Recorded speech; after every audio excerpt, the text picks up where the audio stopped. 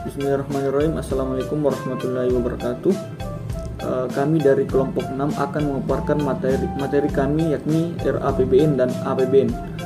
Baik, untuk mengefisienkan waktu, saya akan langsung memaparkan materi. Materi pertama yaitu pengertian APBN. Anggaran pendapatan dan belanja negara atau APBN adalah rencana keuangan tahunan pemerintahan negara Indonesia yang disetujui oleh Dewan Perwakilan Rakyat. Anggaran pendapatan dan belanja negara atau APBN berisi daftar sistematis dan terperinci yang membuat rencana penerimaan dan pengeluaran negara selama 1 tahun anggaran atau dari 1 Januari sampai 31 Desember.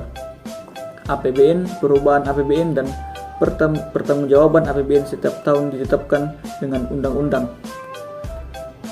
Materi kedua yaitu dasar hukum APBN. Undang-Undang Dasar 1945 merupakan dasar hukum yang paling tinggi dalam struktur perundang-undangan di Indonesia. Oleh karena itu, pengaturan mengenai keuangan negara selalu didasarkan pada undang-undang ini, khususnya dalam bab 8 Undang-Undang Dasar 1945 Amandemen yang keempat pasal 23 mengatur tentang anggaran pendapatan dan belanja negara atau APBN yang berbunyi pasal 23 ayat 1, yang dimana isinya yaitu anggaran pendapatan dan belanja negara sebagai wujud dari pengelolaan keuangan negara ditetapkan setiap tahun dengan undang-undang dan dilaksanakan secara terbuka dan bertanggung jawab untuk sebesar-besarnya kemakmuran rakyat. Ayat 2 yaitu rancangan undang-undang anggaran pendapatan dan belanja negara diajukan oleh Presiden untuk dibahas bersama Dewan Perwakilan Rakyat dengan memperhatikan pertimbangan Dewan Perwakilan Daerah.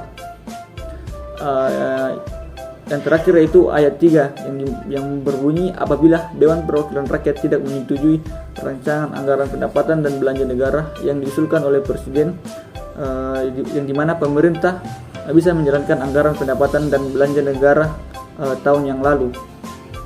Mungkin sekian sedikit pemaparan dari saya. Selanjutnya saya berikan kepada teman kelompok saya. Baik, saya atas nama Sri Rahayu akan melanjutkan pemaparan materi dari kelompok saya, yaitu membahas mengenai siklus APBN. Siklus anggaran pendapatan dan belanja negara atau APBN adalah rangkaian kegiatan dalam proses penganggaran yang dimulai pada saat anggaran negara dimulai disusun sampai dengan perhitungan anggaran disahkan dengan undang-undang. Ada 5 tahapan pokok dalam satu siklus APBN di Indonesia. Dari kelima tahapan itu, tahapan kedua dan kelima dilaksanakan bukan oleh pemerintah, melainkan masing-masing tahap kedua penetapan atau persetujuan APBN dilaksanakan oleh DPR atau lembaga legislatif. Dan tahap kelima, pemeriksaan dan pertanggungjawaban dilaksanakan oleh Badan Pemeriksa Keuangan atau BPK.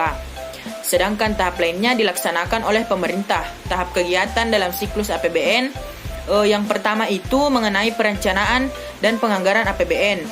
Tahap ini dilakukan pada tahun sebelum anggaran tersebut dilaksanakan. Misal untuk APBN 2014 dilaksanakan pada tahun 2013 yang meliputi 2 kegiatan yaitu perencanaan dan penganggaran. Kemudian yang kedua ada penetapan atau persetujuan APBN. Kegiatan penetapan atau persetujuan BPN ini dilakukan pada APBN pertama sekitar bulan Oktober sampai dengan Desember. Kegiatan dalam tahapan ini berupa pembahasan rancangan APBN dan rancangan undang-undang APBN serta penetapannya oleh DPR. Selanjutnya, berdasarkan persetujuan DPR, rancangan undang-undang APBN ditetapkan menjadi undang-undang APBN. Penetapan undang-undang APBN ini diikuti dengan penetapan Kepres mengenai rincian APBN sebagai lampiran undang-undang APBN dimaksud. Kemudian yang ketiga, pelaksanaan APBN. Jika di tahapan kegiatan ke-1 dan ke-2 dilaksanakan pada APBN, kegiatan pelaksanaan APBN dilaksanakan mulai dengan 1 Januari sampai dengan 31 Desember pada tahun berjalannya APBN. Dengan kata lain, melaksanakan tahun anggaran 2014 akan dilaksanakan mulai 1 Januari 2014 sampai dengan 31 Desember 2014. Kegiatan pelaksanaan APBN ini juga dilakukan oleh pemerintah. Dalam hal ini, kementerian lembaga mengusulkan konsep dasar isian pelaksanaan anggaran atau disebut dengan DIPA berdasarkan Kepres mengenai rincian APBN dan menyampaikan ke Kementerian Keuangan untuk disahkan. DIPA juga adalah alat untuk melaksanakan APBN. Berdasarkan DIPA, inilah para pengelola anggaran KL atau pengguna anggaran, kuasa pengguna anggaran, dan pembantu penggunaan anggaran melaksanakan berbagai macam kegiatan sesuai dengan tugas dan fungsi instansinya. Kemudian yang keempat, ada yang namanya pelaporan dan pencatatan APBN. Tahap pelaporan dan pencatatan APBN dilaksanakan bersamaan dengan tahap pelaksanaan APBN. 1 Januari sampai dengan 31 Desember, laporan keuangan pemerintah dihasilkan melalui proses akuntansi dan disajikan dengan standar akuntansi keuangan pemerintah yang terdiri dari laporan realisasi anggaran atau LRA, neraca, dan laporan arus kas serta catatan atas laporan keuangan. Kemudian yang terakhir, pemeriksaan dan pertanggungjawaban APBN. Tahap terakhir siklus APBN adalah tahap pemeriksaan dan pertanggungjawaban yang dilaksanakan setelah tahap pelaksanaan berakhir, setelah bulan Januari sampai dengan Juli. Contoh, jika APBN dilaksanakan pada tahun 2013, tahap pemeriksaan dan pertanggungjawabannya dilaksanakan pada tahun 2014. Pemeriksaan ini dilakukan oleh Badan Pemeriksa Keuangan lagi atau BPK. Untuk pertanggungjawabannya, pengelolaan dan pelaksanaan APBN secara keseluruhan selalu dalam 1 tahun anggaran. Presiden juga menyampaikan bahwa rancangan undang-undang tentang pertanggungjawaban pelaksanaan APBN kepada DPR berupa laporan keuangan yang telah diperiksa oleh BPK. Itu selambat-lambatnya 6 bulan setelah tahun anggaran berakhir.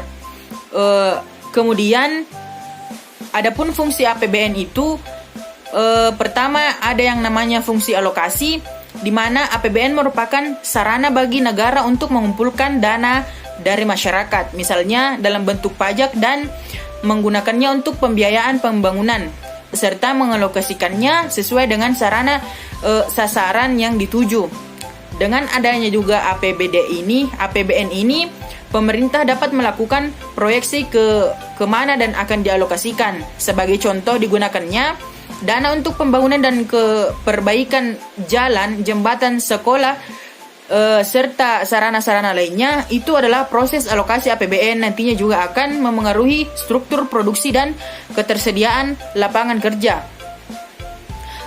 Jadi, alokasi adalah anggaran negara diarahkan untuk mengurangi pengangguran dan juga berfungsi untuk mengurangi pemborosan sumber daya dengan meningkatkan efisiensi dan efektivitas perekonomian, di mana alokasi tersebut bersifat umum, misalnya dalam pembuatan jembatan, tanggul, dan juga perbaikan jalan.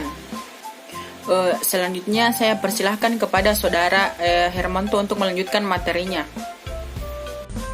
Baiklah, saya akan melanjutkan materi dari teman kelompok saya, yaitu asumsi dasar ekonomi makro APBN.